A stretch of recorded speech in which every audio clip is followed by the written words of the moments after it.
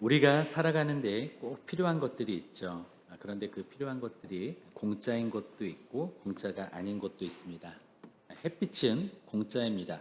비도 공짜입니다. 공기도 공짜입니다. 코인을 넣는 만큼 빛이 비추는 것은 아니죠.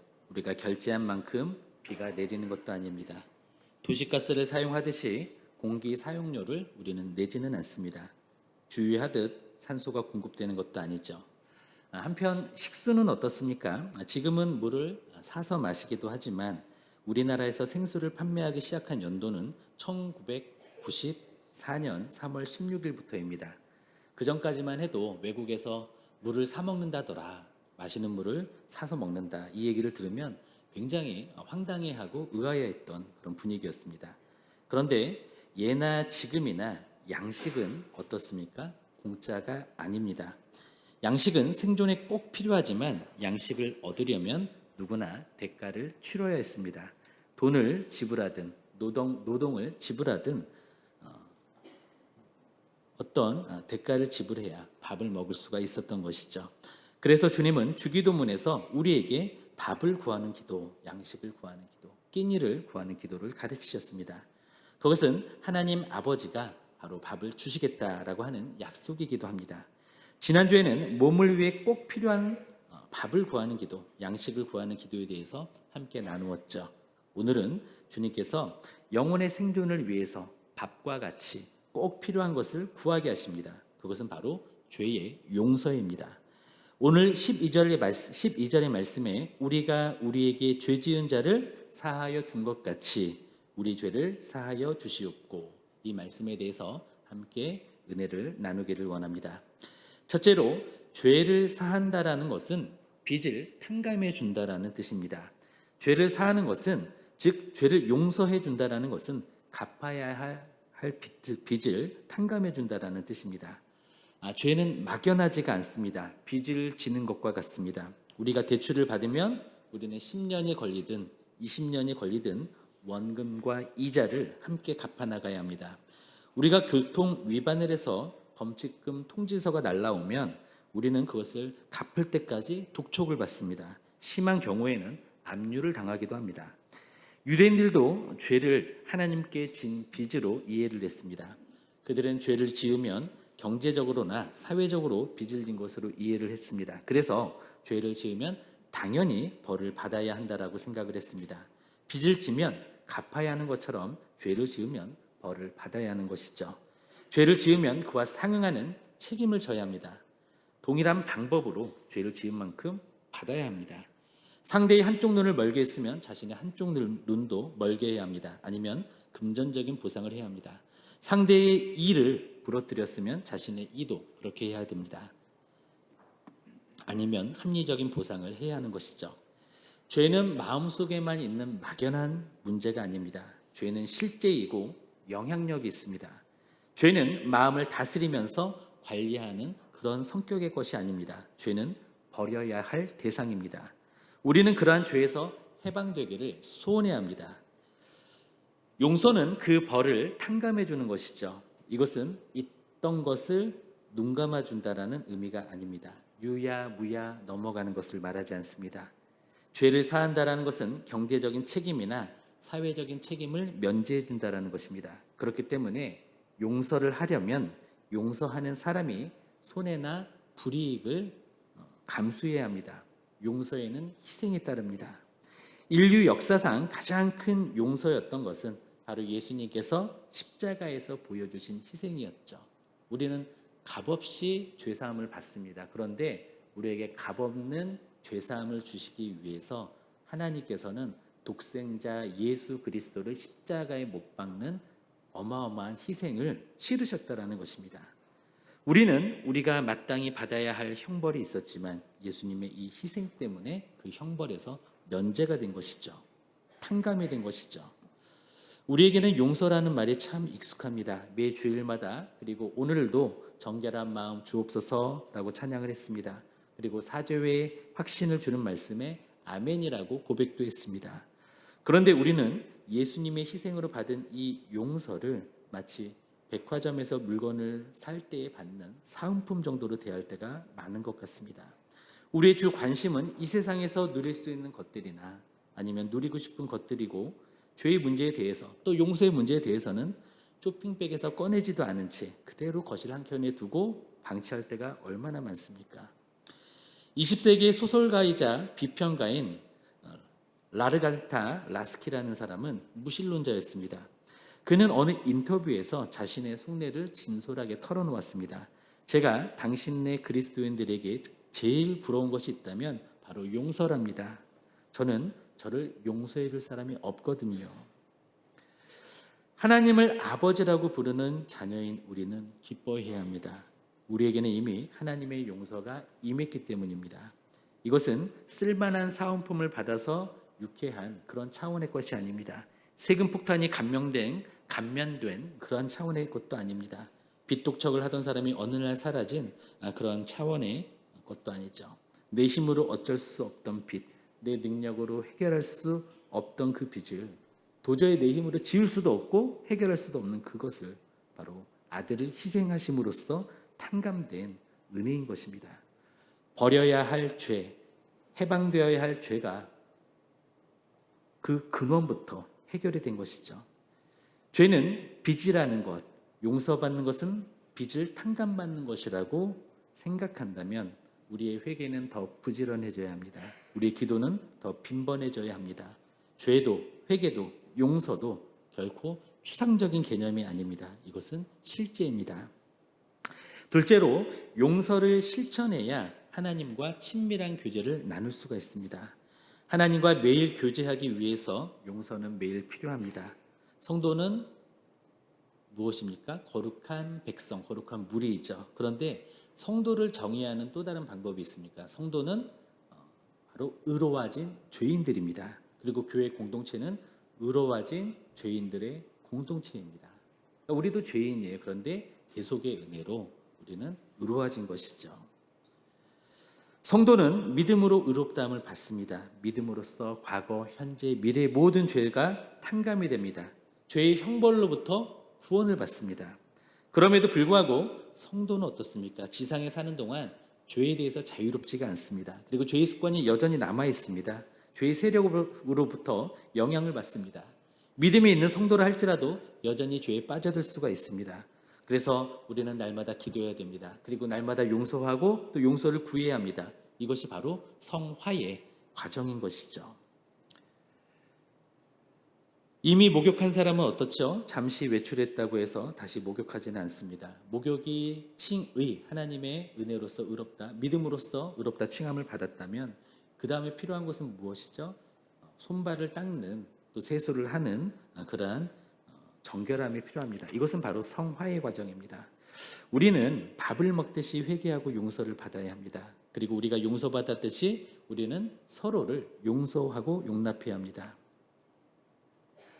우리가 수평적인 관계에 있는 사람들에게 용서와 은혜와 자비를 베푸는 것, 이것에 대해서 미온적이라면, 또 우리가 주저한다면 우리는 하나님과의 수직적인 관계가 원활하지 않게 될 것입니다. 하나님과의 친밀한 교제는 그러한 상황 속에서는 사라지게 됩니다. 그리고 건조하고 형식적인 관계에 머무르게 될 것입니다. 용서는 하나님과의 친밀감을 누리는 데 있어서 반드시 필요한 것입니다. 주기도문은 불신자들을 위한 기도일까요? 믿는 사람들을 위한 기도일까요? 어떻게 시작하죠? 하늘에 계신 우리 아버지여, 자녀들의 기도입니다. 믿는 자들의 기도입니다. 이것을 기억하시기를 바랍니다. 그리고 참고로 여기서 말씀하시는 용서는 죄를 사해달라는 것은 구원해달라는 의미가 아니라 죄의 오염으로부터 씻어달라는 의미입니다. 이미 거듭난 사람이 자녀로서 하나님께 드리는 기도이기 때문에 그렇습니다. 우리가 자녀를 대할 때도요, 무조건 수용하고 받아들여주고 다 우리가 인정해 줍니까? 아니죠. 가령 우리의 자녀들이 밖에서 놀다가 더러워진 상태로 집에 들어오면 어떻게 하죠? 저 배고파요, 밥 먹고 싶어요 하면 손도 안 씻은 채로 식탁에 앉게 합니까? 저 졸려요 라고 하면 침대로 바로 달려들게 합니까? 아니죠. 욕실로 먼저 가라고 하고 거기서 씻게 하고 옷을 갈아입게 하죠. 그 다음에 식탁에 앉든 침대에 눕든 그것을 용인하는 것이죠. 더러워진 그 상태로 집안을 활보하거나 침대에 눕지 못하도록 하는 것이 부모의 배려입니다. 그리고 그럴 수밖에 없는 것이죠. 이와 마찬가지입니다. 우리의 거룩하신 하나님과 거리낌 없는 교제를 나누려면, 친밀한 교제를 나누려면 우리는 먼저 죄로 인해 더러워진 우리의 손과 발을 닦아야 합니다. 그래야 거룩하고 순결하신 하나님과 친밀한 교제를 나눌 수가 있습니다. 또 한 가지 설명을 드린다면, 우리는 보통 죄하면 십계명을 떠올리거나 아니면 범법 행위 또는 하나님께서 금하신 것을 내가 범한 것, 이것을 생각합니다. 다시 말해서 하지 말아야 할 것을 내가 범한 것, 이것을 우린 죄라고 많이 생각을 하는데, 반대로 해야 하는 것을 하지 않은 것도 동일한 죄인데 우리는 여기에 대해서는 많이 관대한 것 같습니다. 그리고 별로 가책 없이 또는 가볍게 지나쳐버리는 것 같습니다. 사랑하라고 주님은 명령하셨죠. 그런데 사랑하지 않는 것에 대해서는 별로 회개하지 않는 것 같습니다. 용서하라라고 말씀하셨는데 용서하지 못하는 것에 대해서는 심적인 부담도 잘 갖지 않는 것 같습니다. 그저 바로밖에 내놓고 안 보면 그만이지라고 생각하는 것 같습니다. 오늘은 금하신 것을 범한 죄보다는 해야 하는 것을 하지 않은 죄에 대해서 우리가 더 초점을 맞추고 이것을 적용하기를 원합니다. 또 행동의 죄보다는 관계의 죄에 대해서, 관계를 바로 하지 않은 죄에 대해서 집중해서 우리가 적용하고 기도하기를 원합니다. 우리는 하지 말라라는 것은 비교적 잘 지키는 편입니다. 그러나 해야 할 것을 하지 않기 때문에 우리는 많은 것들을 놓치고 있는 것 같습니다. 그렇다면 우리는 반쪽짜리 신앙을 하고 있는 것이죠. 하나님과의 관계도 반쪽 관계로 머물러 있는 것이죠. 하나님과 친밀한 교제를 위해서 용서하라고 하신 이것을, 사랑하라고 하신 이것을 우리는 꼭 지키기를 원합니다. 셋째로, 용서는 바로 우리 자신을 위한 것입니다. 우리가 우리에게 죄 지은 자를 사하여 준 것 같이 우리 죄를 사하여 주시옵고. 이것은 어떤 조건이 충족되면은 하나님께서 우리의 죄를 사해 주신다라고 들리기도 합니다. 우리가 다른 사람의 잘못을 용서하면 하나님도 우리를 용서해 주시지만, 우리가 다른 사람을 용서하지 않으면 하나님 아버지도 우리를 용서하시지 않을 것이라는 그런 말씀으로 들리기도 합니다. 하나님이 마치 조건적으로 우리를 용서하시겠다라고 하는 그런 의미로 보이기도 합니다. 마치 다른 사람의 잘못을 용서하지 않으면 너는 용서받을 자격이 없어 라고 주님께서 단정짓는 것처럼 그렇게 느껴집니다. 그런데 그런 의미가 아닙니다. 우선 하나님은 진심으로 회개한 사람을 용서해 주시죠.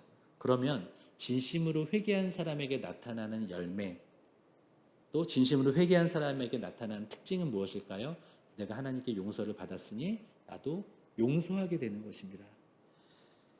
내가 큰 죄악에서 건짐을 받았는데 하나님께서 나를 이토록 큰 죄악에서 건지셨다면 다른 사람을 용서하는 것이, 또 다른 사람의 죄악이 허보이지가 않는 것이죠. 그리고 당연히 내가 용서를 받았으니 용서하는 것이 마땅하다라고 생각하게 되는 것이죠. 내가 큰 죄를 범했다라는 것을 깨닫게 되고 그 죄악을 볼 수 있는 눈이 열리게 되면 다른 사람이 우리에게 준 상처에 대해서는 비교적 대수롭지 않게, 심지어는 하찮게 보일 것입니다. 그래서 용서가 가능해지는 것입니다. 우리가 우리에게 죄 지은 자를 사하여 준 것 같이 우리 죄를 사하여 주시옵고. 이것은 제가 용서했으니 저의 죄도 용서해 주셔야 합니다라는 요구가 아닙니다. 아버지께서 제게 주신 은혜를 잊지 않겠습니다. 저도 용서의 삶을 살겠습니다 라고 하는 고백인 것이죠. 한편 용서하지 않은 관계는 어떠한 상태에 있을까요? 이 용서라는 말은 무엇을 전제로 하고 있습니까? 가해를 한 사람이 있고 피해를 받은 사람이 있습니다. 그러면 용서의 권리는 누구에게 있습니까? 피해자가 가해자에게 할 수 있는 권리가 바로 용서입니다. 예수님은 제자들에게 이런 말씀을 하셨습니다. 너희가 누구의 죄든지 용서해 주면 그 죄가 용서될 것이요, 용서해 주지 않으면 그대로 남아있을 것이다. 요한복음 20장 23절의 말씀이죠. 여기서 말씀하시는 용서의 의미는 묶여있는 것을 풀다라는 뜻을 가지고 있습니다. 용서해야 하는 사랑과 또 용서받아야 하는 사람의 관계, 이것이 용서가 되지 않을 때 어떤 상태로 있냐면, 내가 피해자예요. 그러면 가해자를 용서하지 않을 때, 그러면 가해자만 뭔가 좀 안 좋은 상태로 있고 저주받은 상태로 있으면 좋겠잖아요. 그런데 그렇지 않습니다. 나도 자유롭지가 않습니다. 내가 가해자에 대해서 용서하지 않으면 내 손에는 수갑이 채워져 있습니다. 그리고 그 쇠사슬은 어디로 연결되어 있냐면, 피해자인 나에게는 수갑이 채워져 있고, 그리고 이것이 가해자의 목에까지 연결이 돼서 목줄에 연결이 되는 것입니다. 나는 비교적 그보다는 자유롭죠. 그렇지만 그와 나는 여전히 묶여 있는 상태로 있는 것이죠. 가해자의 목에는 목줄이 걸리고, 그 목줄과 연결된 수갑을 가지고 나는 계속 살아가는 겁니다. 항상 나는 용서하지 않은 상태에서는 영향을 받고 있고, 그리고 자유롭지 못하다라는 것이죠. 우리가 용서를 포기하면, 이 용서로 이 사슬을 풀지 않으면 나 역시도 자유롭지 못합니다. 그래서 나를 위해서라도 우리는 반드시 용서를 해야 하는 것입니다. 내가 손해를 봤을지라도 나를 위해서 용서해야 합니다. 내가 피해를 당했어도 나를 위해서 용서를 해야 합니다. 내가 상처를 받았어도 나를 위해 용서해야 합니다. 그래야 내 손목에 묶인 사슬이 풀리고 나도 자유로워지는 것입니다. 또한 우리가 용서를 해야 되는 이유는 우리의 기도에 응답을 받기 위해서라도 우리는 용서를 해야 합니다. 다른 사람에게 불만을 품고 있는 마음, 용서하지 않은 마음, 묶여있는 마음, 이것은 불결한 마음입니다. 이런 마음이 남아있다면 회개가 제대로 된 것이 아니죠. 이러한 사람의 기도는 응답받지 못합니다.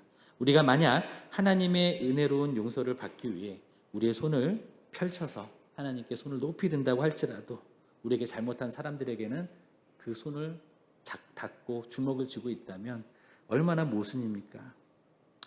우리는 잘못한 사람들에 대해서도, 나에게 해를 입힌 사람에 대해서도 손을 펴야 합니다. 그래야 우리는 보좌에서 일어나셔서 편팔과 강한 팔로, 오른손으로 역사하시는 하나님의 응답과 은혜를 볼 수가 있는 것입니다.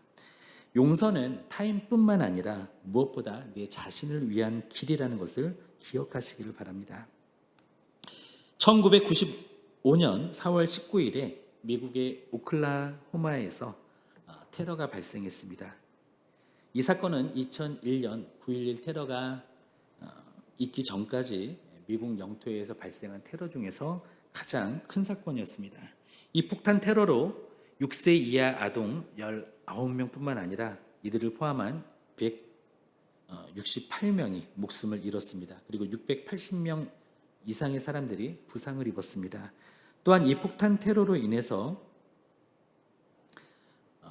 324채의 건물이 파괴가 되거나 손상을 입었습니다. 그리고 86대의 차량이 파괴가 되었고, 또 화재를 입었습니다. 그리고 근처에 있는 258개의 건물의 유리창이 파손이 되었습니다. 이 폭발 때문에 6억 5,200만 달러의 경제적인 손실이 발생했다고 합니다. 오클라호마 폭탄 테러가 있은 직후에 도시 전역에는 큰 추도식들이 열렸습니다. 이때 빌리 그레이엄 목사님이 연사로 나왔습니다. 그는 이런 말로 입을 열었습니다. 우리가 여러분과 함께 이 자리에 있는 것은 치유가 시작되도록 하기 위함입니다. 우리가 여기에 있는 것은, 이 나라 전체가 피탄에 빠진 여러분들과 함께 여기에 있는 것은 치유가 되도록 하기 위함입니다. 우리가 여기 있는 것은 바로 용서하기 위함입니다. 이렇게 이야기를 했습니다. 그런데 아마 이날 이 자리에 있었던 사람들 가운데 용서하기 위해 모인 사람들은 거의 없었을 것입니다. 이 당시에 법무부 장관은 응징을 이야기를 했습니다. 그리고 대통령은 범죄자에 대해서 사형을 약속했습니다. 그러나 빌리 그레이엄 목사님은 용서를 이야기를 했던 것이죠. 그가 그렇게 이야기를 할 수 있었던 것은 우리가 우리에게 죄 지은 자를 사하여 준 것 같이 우리의 죄를 사하여 주옵시고, 이 기도를 했기 때문이었겠죠. 권성으로 하지 않고 진심으로 기도했기 때문에, 그리고 동일한 고백으로 날마다 하나님 앞에 기도하는 그리스도인들은 동일한 마음으로 기도할 수 있을 것이라고 확신했기 때문에 그렇게 그는 말할 수 있었던 것이었죠. 간혹 성도님들 사이에서도 이 용서가 되지 않아서 안 보고 말지라고 하면서 괄호밖에 내놓는 경우가 있을 수 있습니다. 아예 안 보면 그만이지라고 하면서 가족이나 형제 간에도 연을 끊고 지내는 경우가 있을 수 있죠. 만일 어떤 분이 저에게 그런 말씀을 하신다면 저는 이렇게 말씀해 드리고 싶습니다. 천국에서도 안 볼 사이라면 용서하지 않아도 된다. 이렇게 말씀드리고 싶습니다. 내가 만약 용서하지 않은 사람이 남아있는데 서로 예수님을 믿어요. 그리고 서로 담을 쌓고 살아요. 그런데 천국에서 만났어요. 그러면 그것이 과연 천국 같겠습니까? 우리는 무슨 배짱으로 미워하고 있습니까? 우리는 무슨 모렴치함으로 용서를 받고도 용서하기를 거부하고 있습니까? 내가 아직도 그러한 상태에 있다면 나는 하나님의 용서를 모르는 사람일 수도 있고 심지어는 구원받지 못한 사람일 수도 있습니다. 왜냐하면 내가 어디에서 건짐을 받았는지를 안다면 용납에 대해서, 용서에 대해서 우리는 신음할 수밖에 없습니다. 그리고 그것이 해결될 때까지 기도할 수밖에 없는 사람들입니다. 그리고 이것이 막혀 있어서 하나님과의 친밀한 교제가 이루어지지 않으면 우리는 그것 때문에 또 신음할 수 있어야 되는 사람들인 것이죠. 바라기에 우리 모두는 죄는 빚이고 용서받는 것은 죄를 탕감받는 것이라고 믿고 실천적이고 실제적인 믿음의 삶을 살기를 원합니다. 또한 하나님과의 친밀한 교제를 위해서라도 용서의 문제를 꼭 해결하시기를 바랍니다. 그리고 내 자신을 위해서라도 내 기도에 응답받기 위해서라도 반드시 용서하시기를, 그래서 모든 관계를 바로 잡으시기를 예수님의 이름으로 축원드립니다. 기도하시겠습니다.